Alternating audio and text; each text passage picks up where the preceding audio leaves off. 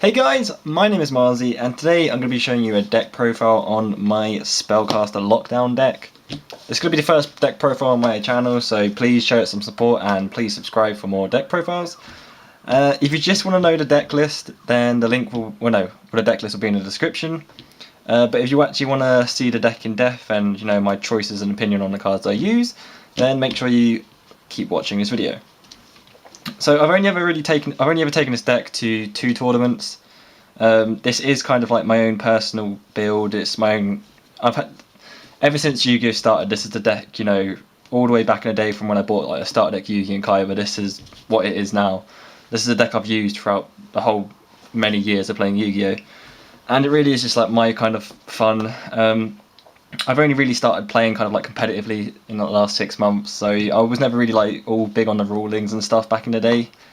So this is like really just a fond memory deck. It is a really fun deck to use, and it's pretty decent. It can hold its own against like Dark World and stuff like that. I mean, some like top tier decks. But let me just get straight into deck profile and show you. But the 2 tournaments I did take it to, one of them it finished 7th, so it did top 8. And the other one, it got annually dominated, needless to say. But as I say, it is a really fun deck, and I do love it, and I'll always have it no matter what. So here's the deck profile. So I use 3 Blizzard Princess. This has to be one of my favourite spellcasters. I really do love her. I remember first getting my first one ages ago, and I fell in love with the card. So these are actually 2 limited edition ones from what I think the magazine, Shonen Jump magazine, and then this is a tin one. But I do love them. Really good. Summon them by tributing 1 spellcaster. They have 2,800 attack, and your opponent can't activate spells or traps to turn she summoned. She is so good, trust me. So yeah, 1 Chaos Sorcerer because all the monsters in this deck are light or dark. I did get a BLS recently again, so I might put a BLS in here now. I did used to use one, but then I traded my one away. I don't know. I kind of like it all being spellcasters, and I say it's not really a competitive deck, so I don't really want to throw a BLS in there if I'm not going to use it. If I'm not going to use the deck. Next we have 3 Defender, the Magical Knights. Now these and Breakers, the Magical Warrior, are my 2 favourite spellcasters in the game. I love them so much.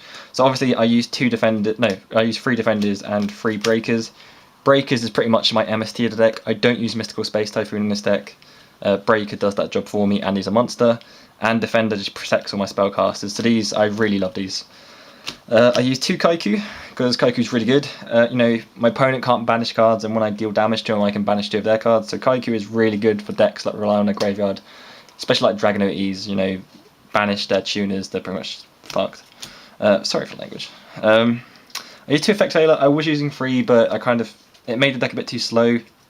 I do use her quite a lot as a tuner, but one of the deck's weakness is either facing another spellcaster or monster effects. It can make the deck crumble, so effect failures are really important. Then I use 1 Gravekeeper card, 1 Gravekeeper's Guard for defense, because he's really good. You can return XYZ monsters to the hand and stuff, or to the extra, I mean. I use 1 End Sorcerer. I may take him out eventually. I've used him like forever, just because I love him, and he is a good card. He never really gets special summoned, so his banishing 2 effect doesn't really happen. The main reason I use him is just because he's a 2-star tuner and he's a spellcaster. Alright, now here's my favourite part of the deck. This is like my own kind of personal strategy. I really do love it, and I've always been proud of it for ages. So 2 Summoner Monk, and obviously these are really good for like XYZ and synchro plays. So the main thing I'll do is ditch a spell and special summon these Vylon Prismers, and then I'll I'll synchro summon with them, and then use Vylon Prisma to attach I'll synchro summon into like Stardust or a Dark and Dragon, and then I end up like with a 3,500 Stardust in the field. It's just really good. I personally really do love them. But as I say, remember, this is just a fun deck. I'm not really going to play it competitively ever. I want to take it to another tournament though. All the decks I show, I will have videos coming up of me taking them to a tournament and showing you the matches, just because I think that'll be fun. So there's 20 monsters, and here's the spells. So use 3 Secret Village. This is the main card of the deck. If I control a spellcaster and my opponent doesn't, they can't use spell cards at all. But unfortunately, if I don't control a spellcaster, then I can't use spells. But luckily, pretty much all the monsters apart from 2 are spellcasters, so that's not really much of a problem. Then I use 1 Terraforming just to make sure I get it for consistency, because it's important. I used to use 2, but I took it out just actually 2 seconds ago because I kind of thought I don't really need to because of this card. Pot of Dualities. you know, if I don't have it and use pot of Duality, I can, you know, you don't really need to use 2 Terraforming if you're using 2 pots. So pots are basically just for consistency. Again, it will grab what I need, you know, whether it be Secret Village, a Spellcaster, or like Roll Decree or something. I use the 2 Swords of Ring Light. This is good for defending me. You know, there are times where I've got like Secret Village out in the field, and I may only have like an effect failure in hand, and nothing on the field, you know, and Swords of Ring Light. So I can just play effect failure and face up attack, and swords. That way they can't activate spells, and they can't attack me, so that's okay. This is one of the most important cards of the deck. Free Magical Dimension. It is a bit cloggy, I will admit. I mainly use free just for consistency. As I say, if they bring out a Spellcaster or a card with like a monster effect that's going to like mess me up, I need to get rid of it ASAP. So these are really important, otherwise I will lose the duel. It's so situational, this deck, but as I say, it is just my heart and soul. I love it.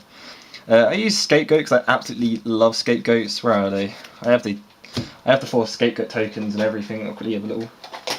I'll have a show if I can find them within the next few seconds. Which, there you go. The little 4 Scapegoat tokens, I love them. As I say, you know, this is really just just using this deck is so much fun. So I use Creature Swap mainly for Scapegoat, or if I have a bad Spellcaster, and I know that I'm not going to have any face down quick play spells or anything. And Creature Swap really is just a great card. Mind Control, because I do Synchro Summon a lot, so you know it's good to take them. Dark Hole, Monster Reborn, and Book of Moon. Book of Moon is very good because if you know they play a Spellcaster or a monster effect, that's going to mess me up. You know, just Book of Moon it. And finally, Free Roll Decrees. Free Roll Decrees are just the cherry on top. You know, they won't be able to use spells and they won't be able to use traps. So pretty much, as I say, it is just Spellcasters and monster effects that mess me up. Or if they get like an amazing beat stick on the field. But luckily, Blizzard Princess, you know, she is really powerful. So that's the deck. 40 cards in the deck. So 20 monsters, 20 spells and traps. Here's the extra deck. So rank 4s, I use Maestroke, the Symphony Djinn. Really good card. It's mainly just for defense. I won't normally go into it because, you know, it's not a Spellcaster. I'll only go into it if I have like 3 Spellcasters on the field, so I can spare 2 of them. Then I use Utopia and Utopia Ray. I love Utopia Ray just because if you use Mind Control, you might as well use Utopia Ray because there's more likely they're going to use Utopia. So you can just Mind Control Utopia and make Utopia Ray. Then I use Hieratic Sun Dragon Overlord. It may be a surprise this deck, but honestly, Blizzard Princess is a level 8, Mind Control.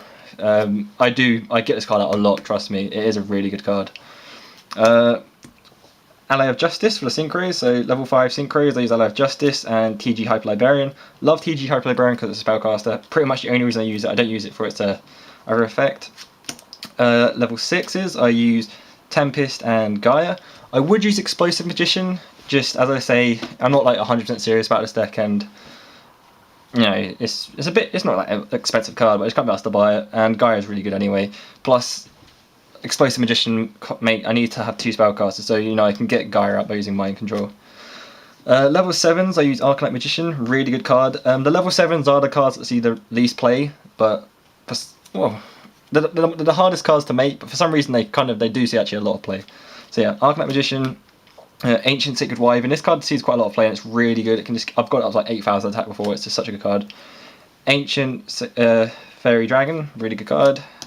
Black Rose Dragon, rarely use it. Then the 8 stars, Stardust and Dark End Dragon. Obviously these are my main plays, you know, with Summon a Monk and Vylon Prism to make these 2. And then last of all, I have Mistworm just because I can make it. I rarely do make it. I've made it I think like 3 times out of like, I don't know, however many times I've dueled this deck. So this deck, as I say, is just really my fun deck. I will be having more deck profiles soon on my actual competitive decks I use. I'll probably do it in the order, so I won't spoil it, but the next deck profile will be Light Swarms, after that it will be Gravekeepers, and after that it will be Spellbook Prophecy decks. So if you like Spellcasters, honestly you should subscribe to my channel. I am a very Spellcast person, and I just love Light Swarms, that's why I use them. So yeah, leave some comments if you have any recommendations. I'll have a little look for them. Probably won't change the deck, it doesn't really matter, but yeah. Enjoy the video, and well, not enjoy the video, I'm just going to stop talking. Bye!